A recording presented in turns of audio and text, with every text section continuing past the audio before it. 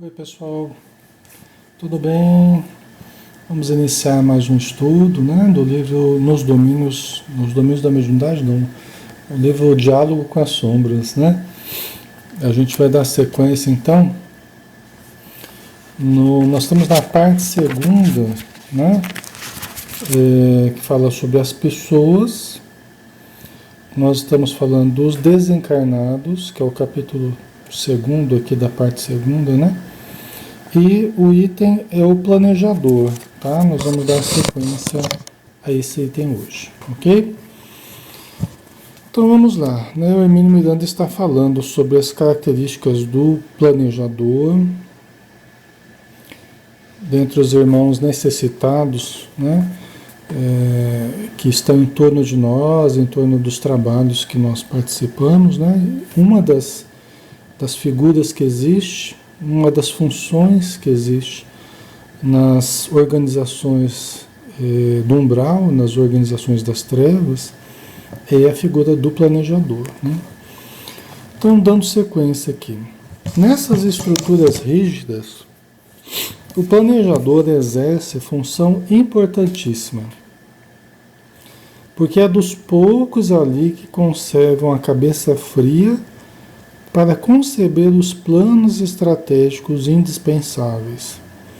Até porque, como nós já vimos, frequentemente se trata de uma pessoa bastante fria, né? Então, é uma pessoa bastante racional. O biotipo, vamos dizer assim, do planejador é da pessoa que não é daquelas que se entregam à raiva, ao descontrole, não, é a pessoa que fala manso, tranquilo, racional, não se entrega geralmente às emoções, né? Então esse é o perfil, né, psicológico do planejador, né? Então ele é muito importante nas organizações do mal, justamente por essa característica menos reativa. Ele é menos reativo, né, do que os outros que muitas vezes são mais coléricos, enraivecidos, reagem, e quando eles reagem é quando é mais fácil de ajudá-los, né? Por isso que o planejador, quando nós vamos conversar com ele, é interessante quando você tira ele da estabilidade dele, né? Porque uma das formas de ajudá-lo é tirar dessa frieza dele, né? Então, quando você consegue desestabilizá-lo, né? Muitas vezes vem um conteúdo de mais raiva, vem um conteúdo onde é mais fácil ajudá-lo, né? Ou a gente acaba ajudando mesmo sem que ele se desestabilize, né? Mas com a figura de uma mãe, com a figura de um filho, de alguém que mexa com o sentimento dele, né? Então, sem que ele precise entrar num processo de sair dessa frieza através primeiro da raiva, né? Por exemplo, através de uma atitude reativa que não é o normal dele, né? Essas duas situações podem ocorrer, né? São companheiros de direção, seus companheiros de direção costumam ser impetuosos homens de ação, que se entregam facilmente ao impulso desorientado de partir para a ação pessoal, isolada, se não tiverem quem os contenha dentro de um inteligente planejamento global que proteja não apenas os interesses de cada um dos componentes isoladamente, mas também a segurança da organização, né? Então, essa cabeça pensante, ela procura manter os ânimos mais tranquilos para sustentar a organização do mal, vamos dizer assim, né? Então, a pessoa menos reativa que ajuda a manter a organização. Por isso que ele é importante para a organização do mal, né? Ao invés dos outros que se entregam a atitudes reativas e acabam facilitando a ajuda, porque partem para o desespero, vamos dizer assim, né? O planejador é o poder moderador, dotado de habilidade bastante para demonstrar e provar aos cabeças quentes que o interesse coletivo precisa sobrepor-se ao individual, por mais forte que seja este.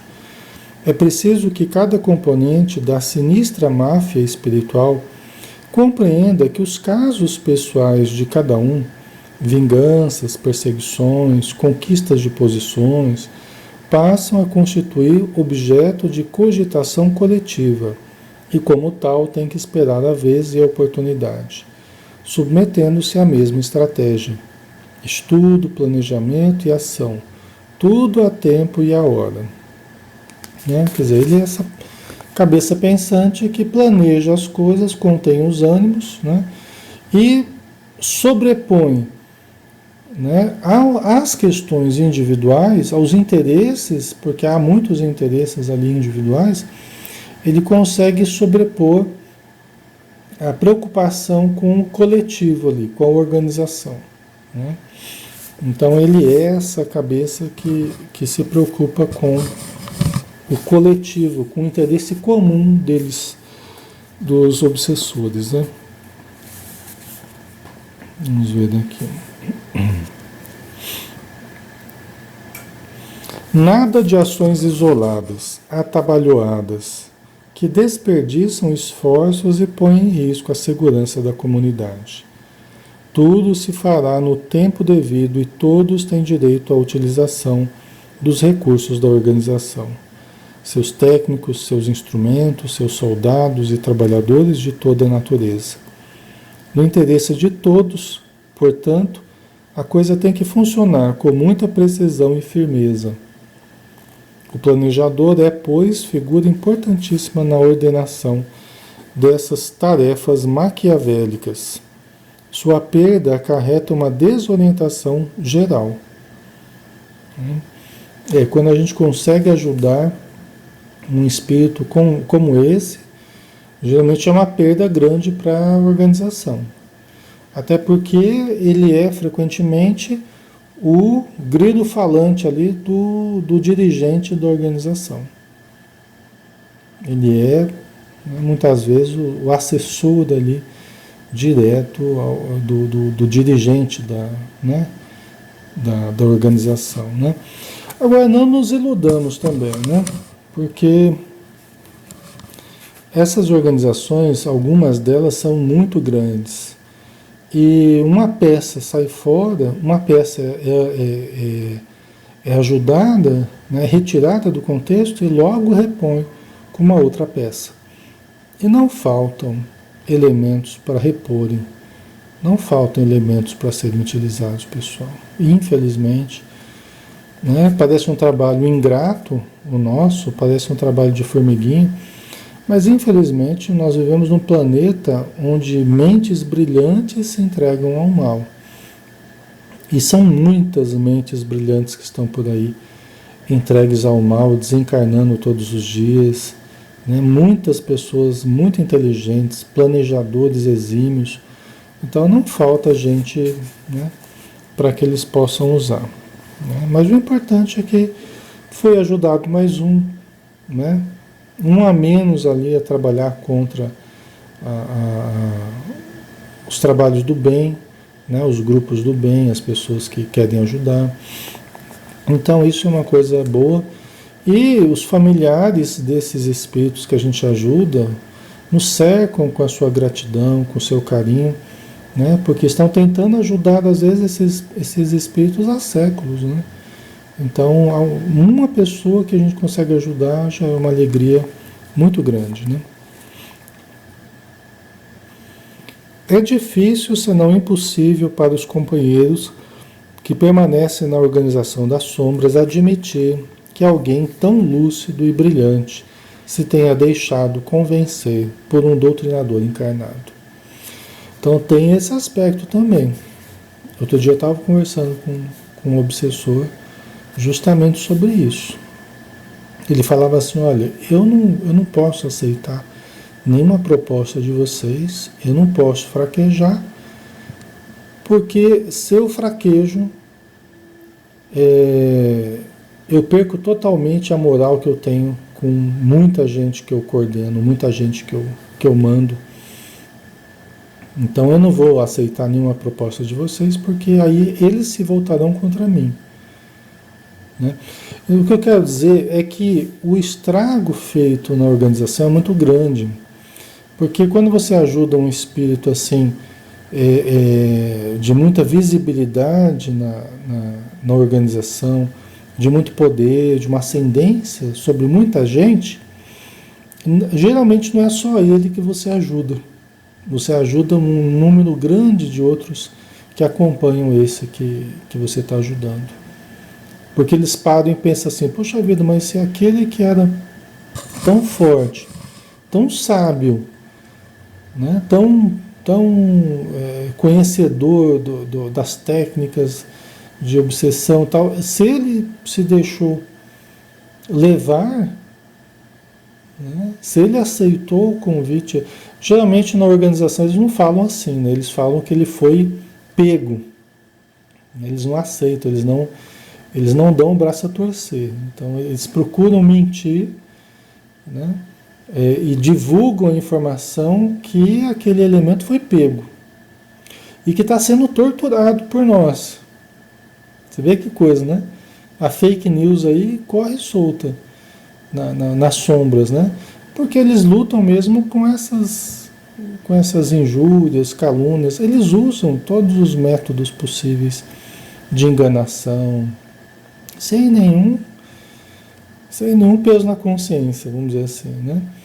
Então eles divulgam, né, a não ser aqueles que viram mesmo, que estavam participando junto da reunião mediúnica, que vieram junto com ele e que viram o que aconteceu, né? Quer dizer, esses não tem jeito de ludibriar, né? Mas eles lidam dessa forma, eles divulgam informações falsas que ele foi pego por nós, que está preso e sendo torturado por nós. Aí aqueles que são mais ignorantes, aqueles que são menos esclarecidos, né, eles já ficam com medo de nós, ficam revoltados com a gente. Né? Muitos espíritos que a gente tenta ajudar, eles se mostram claramente com medo, né, do que a gente possa fazer com eles, que eles não aceitam o nosso convite porque eles não querem ser torturados, não querem ficar presos, tal, né? E esses até é mais fácil da gente ajudar, porque a gente vai convencendo, demonstrando para ele que não é assim que acontece, né? Vamos mostrando imagens dos locais onde as pessoas ficam internadas, aprendendo, se tratando, tal. Aí eles vêm, e vêm inclusive companheiros deles que já aceitaram o auxílio, aí eles vão se tranquilizando e falam, mas então é mentira aquilo que falaram pra gente, tal, a gente vai esclarecendo eles com relação à verdade, né? Que eles é que estavam enganando, eles é que estavam mentindo, né? Então geralmente é assim que a gente procede, né? Então não é só o planejador que acaba sendo auxiliado, mas é um grupo grande às vezes de irmãos que se espelhavam nele, né? E que vão atrás dele porque viram uma possibilidade de mudar de vida, de sair daquelas torturas que são infligidas a eles, aquele regime ditatorial e tal. Continuando, como não conseguem admitir isso, somente podem concluir pela alternativa mais viável. O companheiro foi sequestrado, aqui ó, que a gente estava falando. O companheiro foi sequestrado, violentado em sua vontade e levado prisioneiro para alguma perdida masmorra. A gente vê o mundo conforme o nosso interior, né? Então eles veem o mundo, muitos acreditam mesmo nisso, né? Outros sabem que não, mas divulgam e sustentam essa ideia, né? Mas de modo geral, cada pessoa vê o mundo conforme o seu interior. Então, como eles fazem isso, eles são exímios torturadores, tal, né, carcereiros ali dos espíritos necessitados, eles projetam sobre nós essa imagem, né? Mas é aquilo que eles fariam, é aquilo que eles estão fazendo. o mecanismo de projeção, né? Mecanismo psicológico de projeção que eles usam de uma forma sistemática, vamos dizer assim, né? É preciso reunir forças e desencadear uma ação fulminante para resgatá-lo. Por isso, logo após a perda de um elemento importante, planejador ou executor, fatalmente comparece ao grupo um truculento representante das trevas, para levá-lo de qualquer maneira. Aí vem a tropa de choque ali, né, para resgatar. E aí é quando a gente consegue ajudar mais espíritos ainda. Porque muitas vezes não tem, até preencher aquela lacuna ali, você tem uma certa desorganização nas estruturas, né? E aí eles se arrojam em atitudes desgovernadas, desesperadas, truculentas, e às vezes é mais fácil de ajudá-los nesse momento. Porque aí eles partem por tudo ou nada, né? E acaba sendo uma armadilha, né? Que quando eles vão de uma forma impensada, não planejada, é lógico que isso gera um impacto no centro, isso gera um impacto sobre o grupo, muitas vezes aumenta assim a pressão, todos acabam sentindo uma certa pressão adicional e tal. Mas é quando é possível socorrer mais irmãos necessitados, né? É hora então da ameaça, dos gritos, dos murros ou então dos conchavos, das ofertas de trégua. A essa altura, porém, já estão agindo à base do impulso emocional, que nunca foi bom conselheiro, ainda mais em situações de crise. É quando mais precisam de um competente planejador, e o desespero de não tê-lo leva ao desvario, que muitas vezes os deixa completamente desarvorados. Daí a importância que os trabalhadores do bem conferem aos planejadores.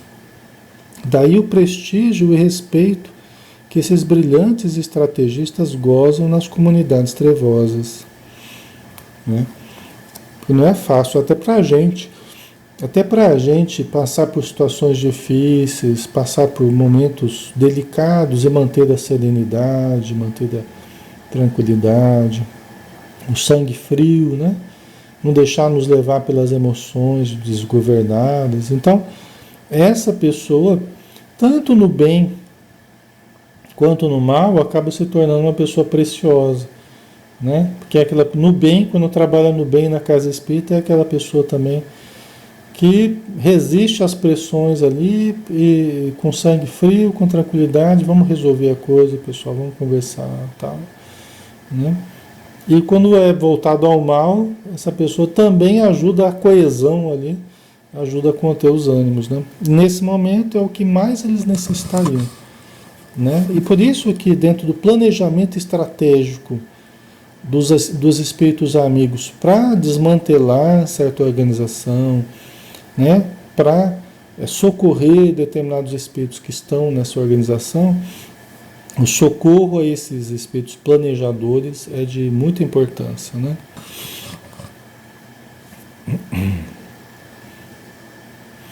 Os líderes militares são bons na ação, mas quase nunca dispõem de condições para estudar meticulosamente e traçar friamente um plano de trabalho, que se desdobre com vasta e complexa operação de um xadrez psicológico. Os líderes militares são bons na ação, mas quase nunca dispõem. Eu não sei se eu concordo muito isso com o pensamento do Hermínio Miranda aqui não, né? No mundo que a gente está hoje, eu acho que os líderes militares, eu acho que eles são dos mais preparados, né? Nas escolas aí militares e na experiência mesmo de planejamento, não sei se eu concordo muito com o Hermínio Miranda aqui. Coloco para vocês analisarem e tirarem suas conclusões, né?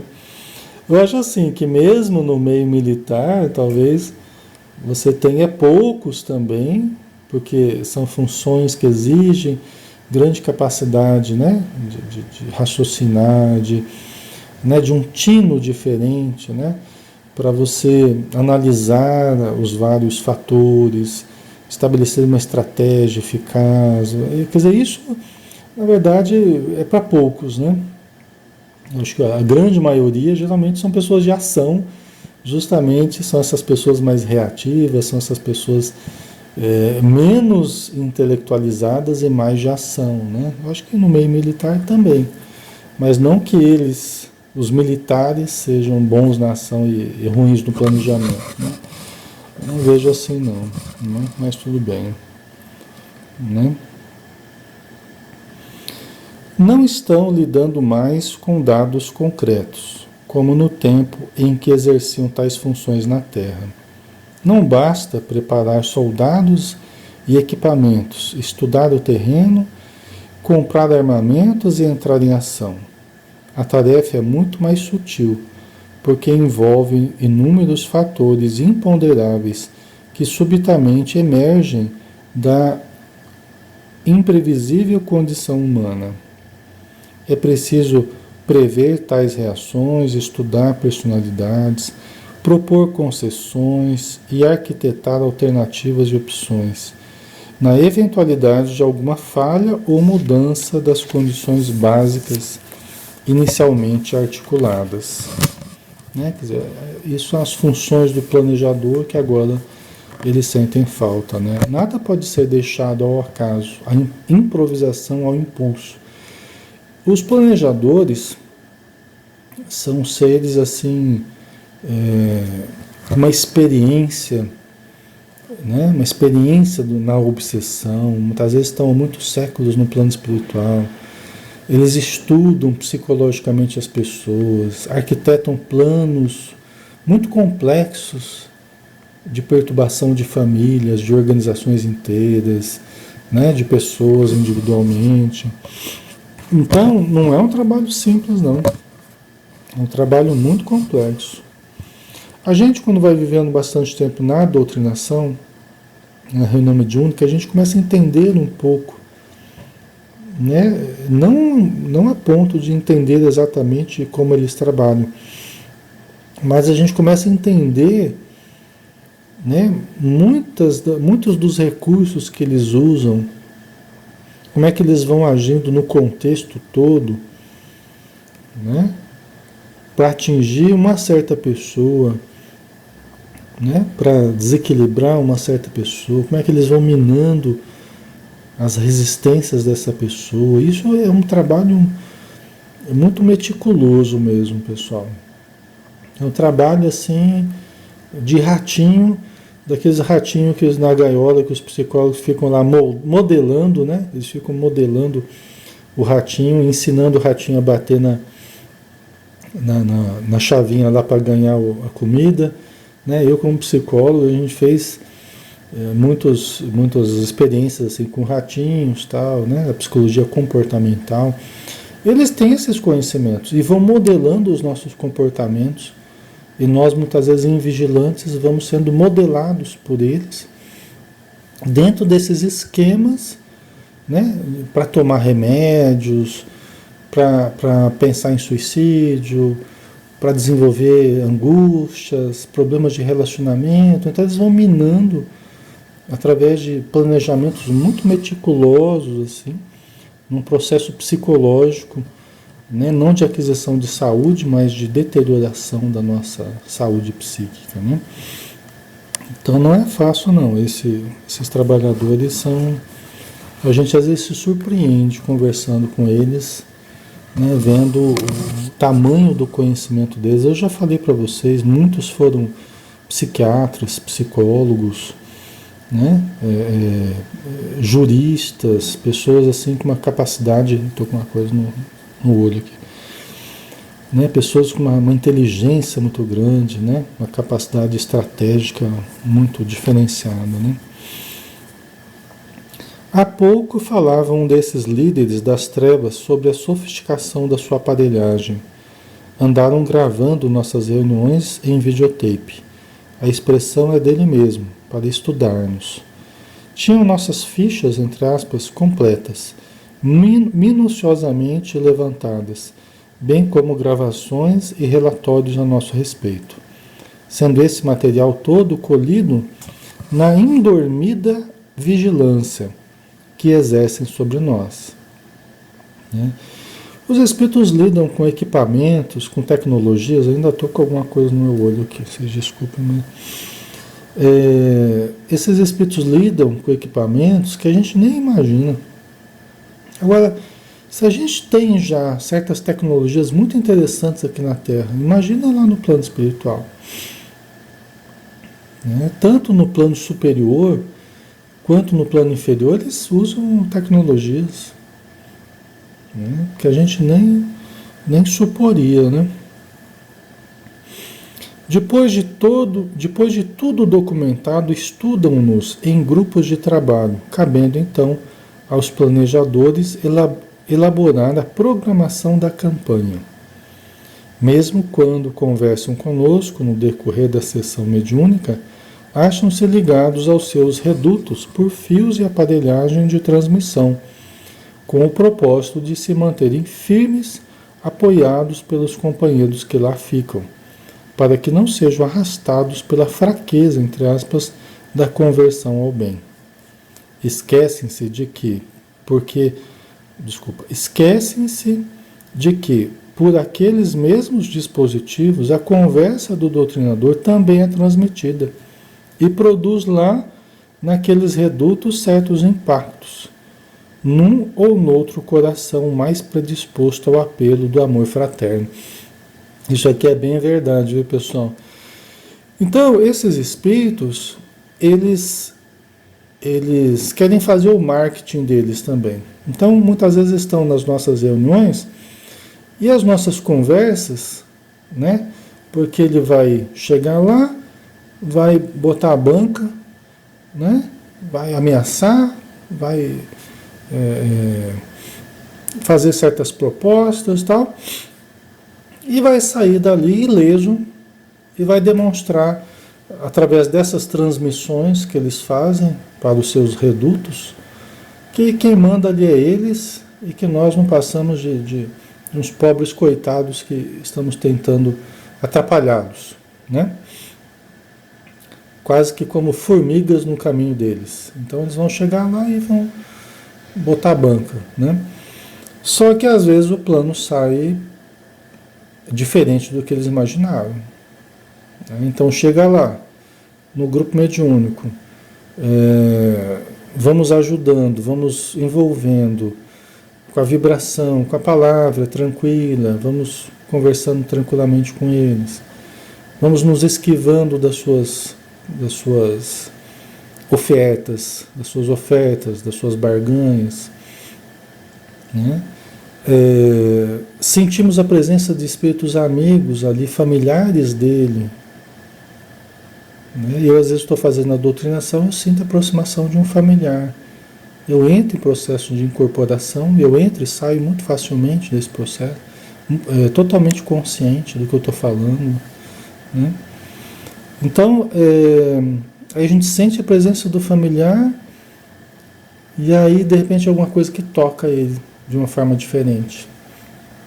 Pode ser que não aconteça isso, mas muitas vezes acontece, né? Ele se sente tocado, né? Ele sente entrar em contato com as emoções que há muito tempo ele não entrava, naquela frieza dele, naquela proteção, naquela couraça dele. De repente alguma coisa pegou ele de surpresa. E pode ser até que ele chore. Às vezes é um filho, uma filha, um neto, um avô, uma avó, uma mãe, uma irmã, alguém, um amigo muito querido, né? Que naquele momento, veja bem, é todo o conjunto, é a vibração do grupo, é a vibração dos espíritos amigos, é a vibração do familiar querido, né? É o doutrinador, né? É esse momento de incorporação do familiar, né? E aí é um impacto vibratório. Aí muitas vezes a gente usa a música junto.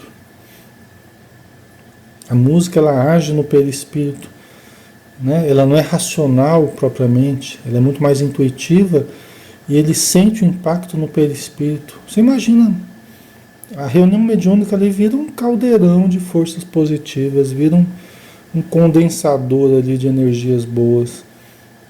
Ele sente um impacto muito grande. No mínimo, ele vai sair bem diferente ali. Por mais duro que seja ele vai receber um impacto grande de vibrações que provavelmente vão predispor ele a receber futuramente o auxílio. Ele vai ficar lembrando do nome, da conversa que teve com o familiar. Isso tudo vai predispor ele a daqui a algum tempo auxiliarmos ele. Mas às vezes acontece na hora ali, né? O nível de eficácia que a gente tem nas reuniões mediúnicas é muito alto. Mesmo para esses casos. É lógico que tem uma gama de espíritos assim que a gente atende hoje em dia que são bem difíceis assim, sabe? São bem difíceis, onde a nossa eficácia já cai um pouco assim, né? Mas até uma certa condição de espíritos, a eficácia é muito alta. De uns anos para cá a gente começou a trabalhar com irmãos assim, que a gente diria, né, como diz lá no livro Ação e Reação do Espírito André Luiz, né? São irmãos das regiões infernais, vamos dizer assim, né?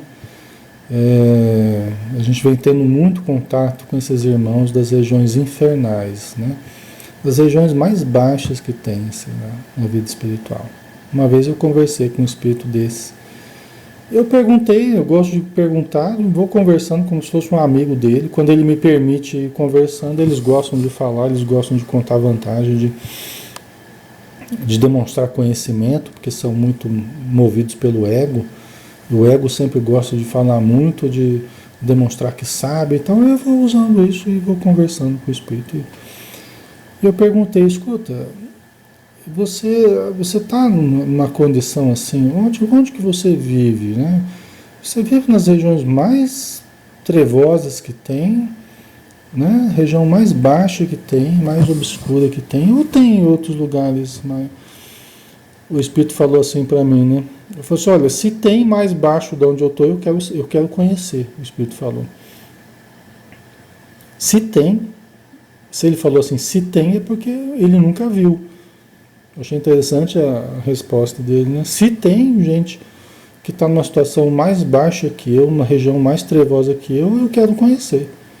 Quero conhecer, quero saber das técnicas, quero saber, né? Ficou no ar assim, né? Mas deu a entender que não. Deu a entender que não. Que alguém que está há muito tempo nas regiões trevosas e não viu ninguém mais baixo, numa região mais obscura do que ele vive. Então, esses espíritos, eu já atendi muitos deles, né? A nossa eficácia diminui, né? A capacidade da gente conversar uma vez com esse espírito e atender na primeira, assim, é bem menor, né? Esses espíritos, muitas vezes a gente tem que conversar várias vezes com ele. Para você atender um, você tem que conversar várias vezes com ele. Você tem que criar algum relacionamento com ele. Então, quando é possível fazer isso, os espíritos amigos vão trazendo esse tipo de espírito, né, em grupos. Geralmente eu atendo esse tipo de conversa, esse tipo de ajuda, dentro inclusive da reunião mediúnica é mais difícil. Porque demanda, às vezes, 1 hora de conversa com o espírito. Não dá para ser conversas assim muito rápidas. É que muitas vezes eu faço o atendimento fora do contexto da reunião mediúnica, só eu e uma determinada médium, né, que no caso é minha esposa, que a gente vai fazendo, são necessidades específicas que a gente trabalha, né, assim como o Hermínio Miranda teve um trabalho específico, a gente também tem um trabalho específico para esse tipo de espíritos. Né? Por questões que não vem ao caso aqui a gente comentar, mas esse tipo de espírito. Entendeu? Mas no caso, a eficácia cai bastante. Agora, naqueles que se comunicam nas reuniões mediúnicas, normalmente, obsessores, mas não tão atrasados, né? Não tão fixados no mal, assim, aí a eficácia é muito alta, né? Às vezes, uma vez que a gente conversa na reunião mediúnica, a gente já consegue atendê-los, né? Então, quando eles vão lá para transmitir a conversa desse espírito na reunião mediúnica para a sua organização, às vezes o tiro sai pela culatra. Por quê? Porque ele é ajudado, ele sente o impacto daqueles espíritos amigos, né? Tudo que eu estava falando aqui. E aí todo mundo lá acaba vendo o que aconteceu. Né? Todo mundo acaba sabendo. Aí muitos são ajudados. Uma coisa que eu faço,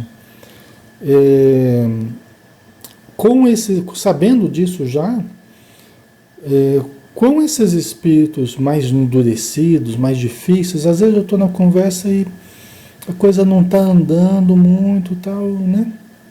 Eu também não estou sentindo nenhum parente, assim, às vezes é um dia que a gente até não está numa condição que propicia também você perceber facilmente o parente dele e tal.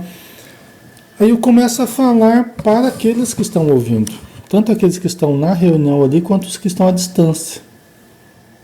Aí o espírito está lá falando, reclamando, não sei o quê, e eu começo a falar não mais com ele, eu começo a falar com aqueles que estão sob o seu domínio. Né? Aí eu começo a falar amorosamente, meus irmãos, todos que estão com esse companheiro aqui, todos que fazem parte da organização, que quiserem receber ajuda, vocês estão machucados, vocês estão doloridos, né? Vocês lidam com pessoas agressivas que torturam vocês, nós queremos salvá-los, nós queremos ajudá-los. Aí vou falando, aí o espírito vai ficando mais bravo, né?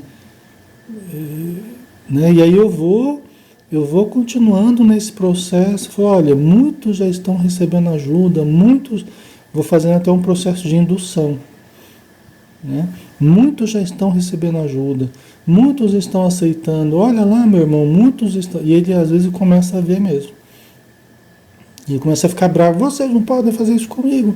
Não sei o que, né? E a gente continua, porque ele desestabiliza e fica mais fácil de ajudá-lo também, caso haja possibilidade de ajudá-lo, né? Porque ele se desestabiliza, né? Sai daquela situação mais pomposa, aquela situação mais serena, né? Agressiva, mais serena. Aí ele se desestabiliza e às vezes fica mais fácil de ajudá-lo. Entendeu? Então a gente faz isso, né? A gente vai sugerindo, olha lá, os teus subordinados estão aceitando, eles estão machucados, mas eles também, olha lá, estão recebendo ajuda dos seus familiares, eles estão aceitando a nossa ajuda, estão vindo conosco e tal. E muitas vezes é o que ele vê mesmo, né? Aí ele começa a ficar, né, bastante nervoso e pode ser mais fácil de ajudá-lo, tá?